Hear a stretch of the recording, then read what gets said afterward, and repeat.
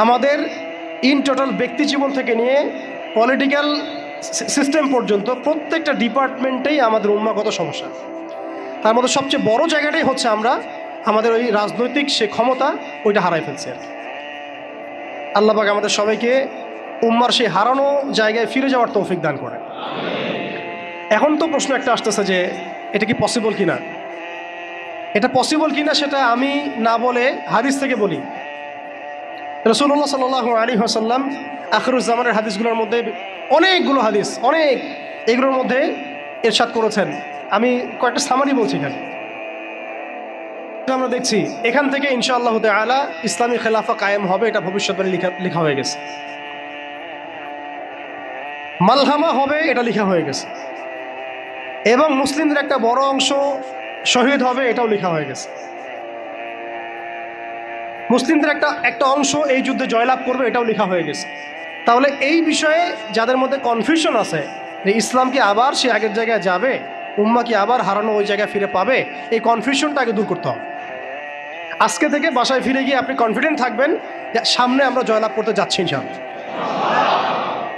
আগামীকাল আমাদের জয়ের সূর্যোদয় উঠবে, এটা লেখা হয়ে গেছে। এটা যাদের মধ্যে পড়াশোনা নাই, এলেম নাই, যারা দুনিয়াদার, যারা এইসব তন্ত্রমন্ত্রে ধোকায় পড়ে আছে, তাদেরকে বললে তারা হাসতে পারে, এমনকি পশ্চিমা সভ্যতা, Zionist movement, United Nations, NATO, FBI এরা সবাই হাসতে পারে যে এগুলো হবে।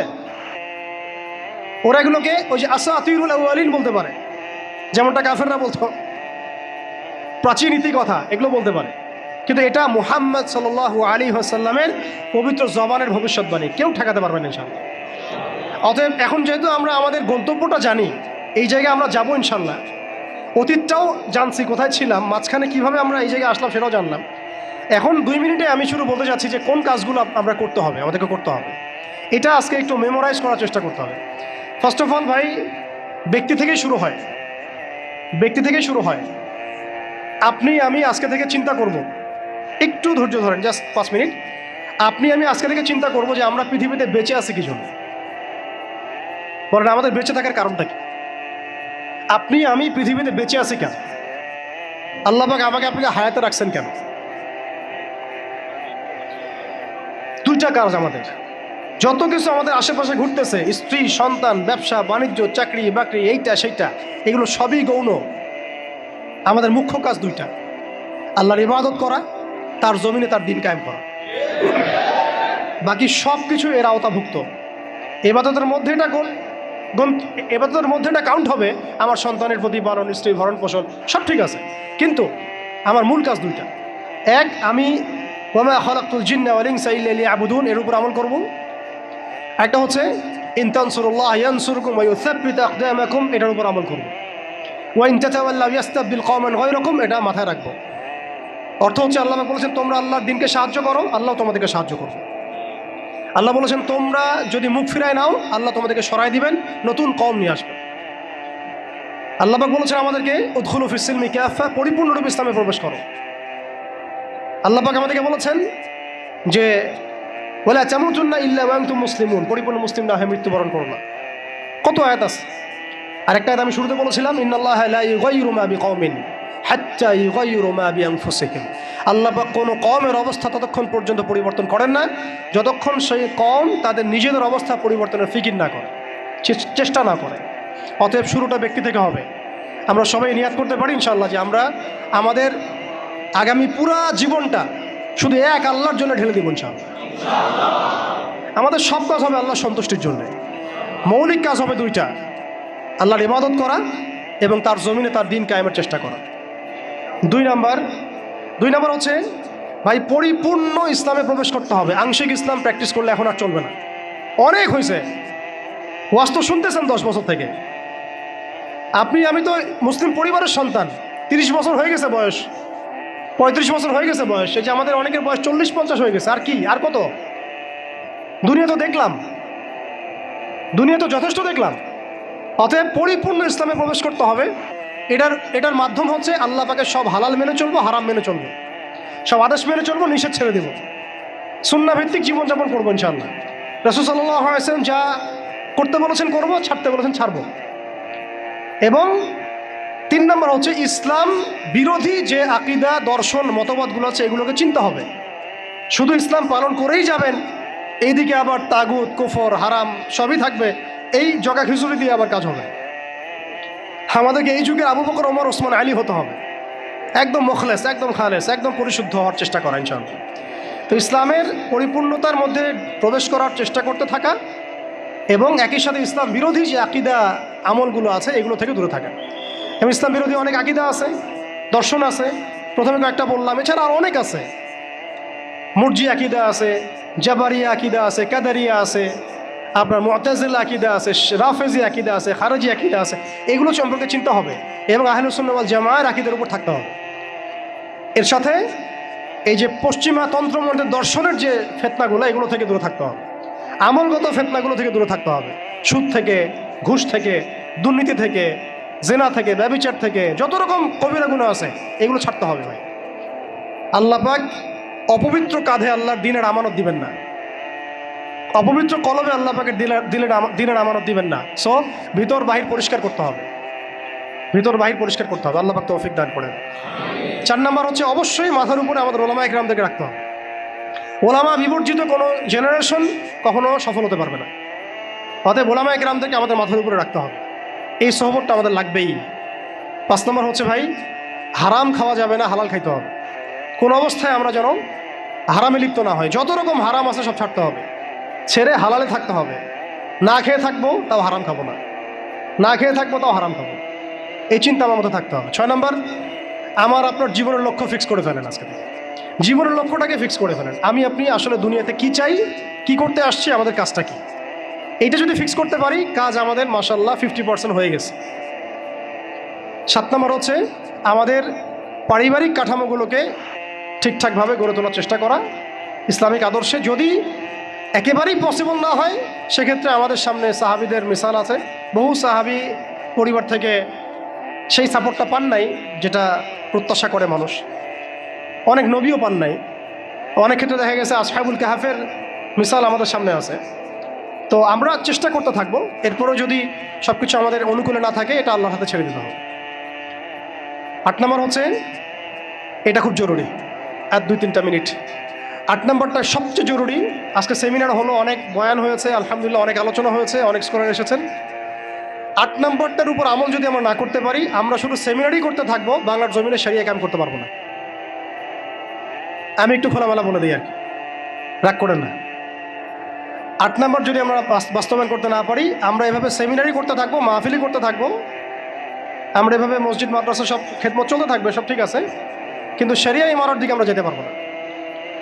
যেটা না হলে আমরা আবার পশ্চিমাদের দাসত্ব থেকে মুক্ত হইতে পারবো না, স্বাধীন হইতে পারবো না, মাজলুমদের সাহায্য করতে পারবো না, মুস্তাদআফিনদের পাশে দাঁড়াতে পারবো না। ওইটা করতে হলে আমাদেরকে ওই জায়গায় যেতেই হবে, ওই শরিয়ার জায়গায় যেতেই হবে। সেটা কি? সেটা হচ্ছে আমাদের দরকার একটা জামাআ দরকার। আমাদের এখন বিশুদ্ধ আকীদা এবং বিশুদ্ধ মানহাজের একটা জামাআ বাংলাদেশে অবশ্যই অবশ্যই জরুরি ভিত্তিতে দরকার। বাংলাদেশে অনেক কিছু আছে, অনেক প্ল্যাটফর্ম আছে, ঠিক আছে, আমি এগুলো সম্পর্কে অবগত আছি। সব কিছু বিবেচনা করে আমি আবার আমার জায়গা থেকে জোর দিয়ে বলছি, বাংলাদেশে বিশুদ্ধ আকীদার, বিশুদ্ধ মানহাজের, তাওহীদপন্থী মানুষদের, যারা আল্লাহর জমিন, আল্লাহর দ্বীনের বিজয় দেখতে চান, তথাকথিত পশ্চিমাদের পদ্ধতিতে নয় বরং সিরাতের আদলে যারা দেখতে চান, তাদের অবশ্যই অনতিবিলম্বে ঐক্যবদ্ধ হতে হবে। যদি ঐক্যবদ্ধ হতে না পারি আমরা অস্তিত্ব সংকটে পড়ব, আমরা অস্তিত্ব সংকটে পড়ব। আগামীতে আপনি হবেন টার্গেট, আপনি হবেন ডিহিউম্যানাইজ করার মূল উপকরণ, মূল মাধ্যম। এবং আমরা যদি ঐক্যবদ্ধ হতে পারি, আমরা যদি সংখ্যায় কমও হই, ইনশাআল্লাহু আযজা ওয়া জাল আল্লাহ পাক এই অঞ্চলের জন্য আমাদেরকে কবুল করবেন ইনশাআল্লাহ। দেখবেন এই অঞ্চলে কালিমা লা ইলাহা ইল্লাল্লাহ মুহাম্মাদুর রাসূলুল্লাহর পতাকা আমাদের হাতেই উঠবে ইনশাআল্লাহ। বৈশ্বিক অনেক কাজ হচ্ছে, এটা হচ্ছে আলহামদুলিল্লাহ, এটা আল্লাহর হুকুমে হচ্ছে। যারা কাজ করছে তারা কিন্তু এককভাবে করছে না, তারাও এভাবে জামা গঠন করেই কাজ করছে। তাদেরও আমির আছে, তাদেরও মামুর আছে, আস-সামউ ওয়া তাআ আছে, তাদেরও বায়আ আছে। এগুলো যদি আমাদের মধ্যে না আসে, আমরাও এভাবেই যে সেমিনার করতে থাকবো, এর বেশি হয়তো আমরা আর কিছু করতে পারবো না। হয়তো বা আমরা চাই অনতিবিলম্বে বাংলাদেশে তাওহীদপন্থী মানুষদের একটা কাফেলা গড়ে উঠুক। এ বিষয়ে আপনারা একমত কিনা? এ বিষয়ে কি আপনাদের মতামত আছে কিনা? আপনারা আল্লাহর কাছে দোয়া করতে থাকেন যে আল্লাহ যেন এমন একটা জামা গড়ে দেন, এমন একটা ইমারা এনে দেন, এমন একটা মামুর আল্লাহ পাক তৈরি করে দেন, এবং এমন এমন যোগ্য আমির আল্লাহ পাক নিয়ে এসে দেন যাদের ঐক্যবদ্ধ প্রচেষ্টায় বাংলাদেশে ইনশাআল্লাহ শরিয়া কায়েম হবে ইনশাআল্লাহ তাআলা। আল্লাহ যেন কবুল করেন, আমিন। এটা সবচেয়ে জরুরি কাজ। যদি আমরা এটা করতে না পারি, আমি বললাম আপনারা অস্তিত্ব সংকটে পড়বেন। ছোট ছোট পরিসরে কাজ করে আপনি নিজের অস্তিত্ব ধরে রাখাটাই ডিফিকাল্ট হয়ে যাবে। শরিয়া কায়েম তো বহু দূরের কথা। আপনি খেয়াল করে দেখেন, তাগুত ঐক্যবদ্ধ হয়েছে, তাদের রুট লেভেল পর্যন্ত কাঠামো আছে, চেইন অফ কমান্ড আছে। সেকুলার ঐক্যবদ্ধ হয়েছে, শাহবাগীরা ঐক্যবদ্ধ হয়েছে, কাদিয়ানিরা ঐক্যবদ্ধ হয়েছে, হিজবুত তাওহীদ একটা আছে না, না বায়েজিদ খান পন্ডিত, না ভুল বললাম? হ্যাঁ, তারা পর্যন্ত ঐক্যবদ্ধ হয়েছে। আর শিয়ারা ঐক্যবদ্ধ হয়ে যাচ্ছে, খ্রিস্টান মিশনারিরা ঐক্যবদ্ধ হয়ে যাচ্ছে, এনজিওর ঐক্যবদ্ধ হয়ে যাচ্ছে। আপনি দেখেন ফ্যাসিস্ট ঐক্যবদ্ধ ছিল, এখনও আরেক তাগুত যারা ক্ষমতা আসার জন্য উঠে পড়ে লাগছে তারা ঐক্যবদ্ধ হয়ে যাচ্ছে। সবাই যদি ঐক্যবদ্ধ হয় তাহলে আমরা কেন হব না? আমরা কিসের অপেক্ষায় বসে আছি? উম্মার পুনরুত্থান যদি আমরা দেখতে চাই, পুনর্জাগরণ দেখতে চাই, এবং এই অঞ্চলে যদি আমরা উম্মাকে সেই বিজয়ী বেশে দেখতে চাই, তাহলে আমাদেরকেই আল্লাহর কালিমার পতাকা তুলে নিতে হবে ইনশাআল্লাহ। যখন কালিমার পতাকা পড়ে যায় তখন আগ বাড়িয়ে উঠিয়ে নেওয়া লাগে। এখন কালিমার পতাকা তো সিলসিলায় সিলসিলায় আমার হাতে কেউ তুলে দেয় নাই, দিচ্ছে না, পড়ে গেছে পতাকা নিচে। আপনি কি করবেন? উঠাতে হবে আমাকে এখন। আল্লাহ পাক সে ওঠানোর মতো হাত আমাদেরকে দান করেন, সেরকম যোগ্য প্ল্যাটফর্ম দান করেন, যোগ্য ইমারা দান করেন, যোগ্য সুরা দান করেন, যোগ্য আমির দান করেন, আমাদেরকেও যোগ্য মামুর হওয়ার তৌফিক দান করেন। আপনারা বিশ্বাস করেন যদি এইভাবে আমরা বেশি না 5 থেকে 10টা বছর কাজ করতে পারি, ইনশাআল্লাহ শরিয়া কায়েম হোক না হোক এমন একটা জেনারেশন আমরা রেখে যাবো ইনশাআল্লাহ বাংলাদেশে, যারা এই জমিনে আল্লাহর দিন কায়েম করেই ছাড়বে ইনশাআল্লাহ। এটা আমি কোনো চাপাবাজি করতেছি না, আর এটা কোনো আবেগের কথা না। জাস্ট আমরা যদি 10টা বছর এভাবে কাজ করতে পারি, একজন শেখ হারুন ইজার, একজন আদনান ভাই, একজন অমুক ভাই, একজন তমুক ভাই, একজন অমুক স্কলার, একজন তমুক স্কলার, তাদের একক খেদমতে যদি এইভাবে জাগরণ হতে পারে, আপনারা একটু চিন্তা করেন যদি এরকম 100টা মানুষ একসাথে থাকে তাহলে উম্মার কি হইতে পারে? অতএব আপনারা এই উদ্যোগগুলো হাতে নেন, আপনারা পুশ করেন, আপনারা এগুলো আওয়াজ তুলেন। ইনশাআল্লাহ তাআলা আল্লাহ রাব্বুল আলামিন আপনাদের মধ্যে ইখলাস থাকলে আল্লাহ পাক জামা এনে দিবেন ইনশাআল্লাহ। আর শেষের দুটো কথা বলে শেষ করছি। এরপরে আমাদের কাজ হবে দুটো।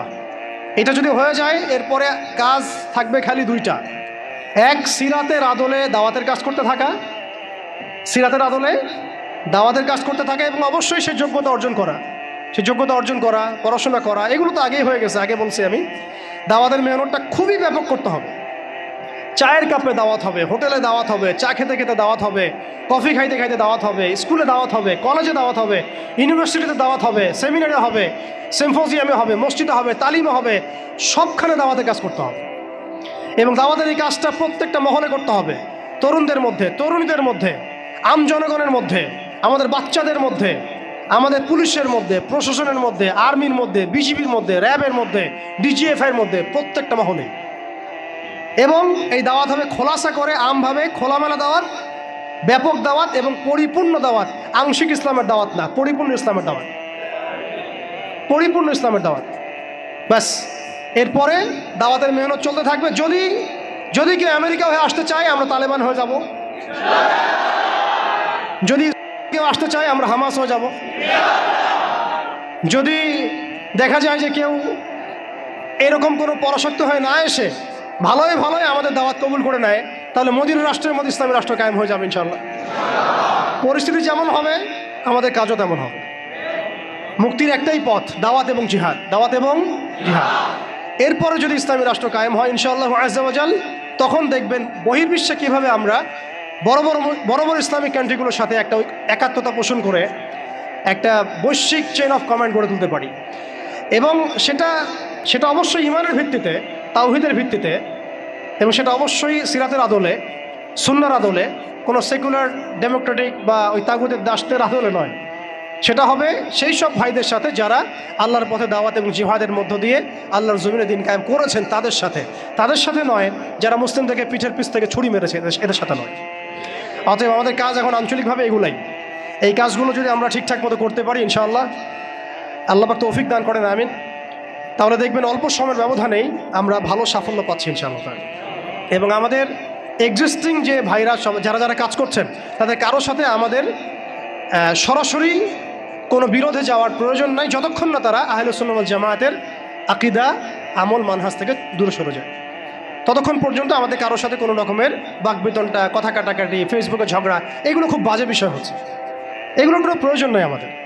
আর কে কি করলো, তারা এটা করলো কিনা, সেটা করলো কিনা, তারা কেন এমন করে না, ওই আলেম কেন এমন করে না, এগুলো ভাবারও আমাদের প্রয়োজন নাই। আমরা দেখবো আমরা কি করতেছি, আমরা দেখবো যে আমরা কি করতেছি, আমাদের কি করা দরকার। এই কাজগুলো যদি ঐক্যবদ্ধ হয়, ঈমান, আমল, তাজকিয়া, জামাআ, ইমারা, উলামা কেরামের সোহবত, দাওয়াত এবং জিহাদ, ইনশাআল্লাহ আপনারা অপেক্ষা করতে থাকেন। বাংলার মাটিতেও ইনশাআল্লাহ কালিমা লা ইলাহা ইল্লাল্লাহ মুহাম্মাদুর রাসূলুল্লাহর পতাকা উঠবে ইনশাআল্লাহ।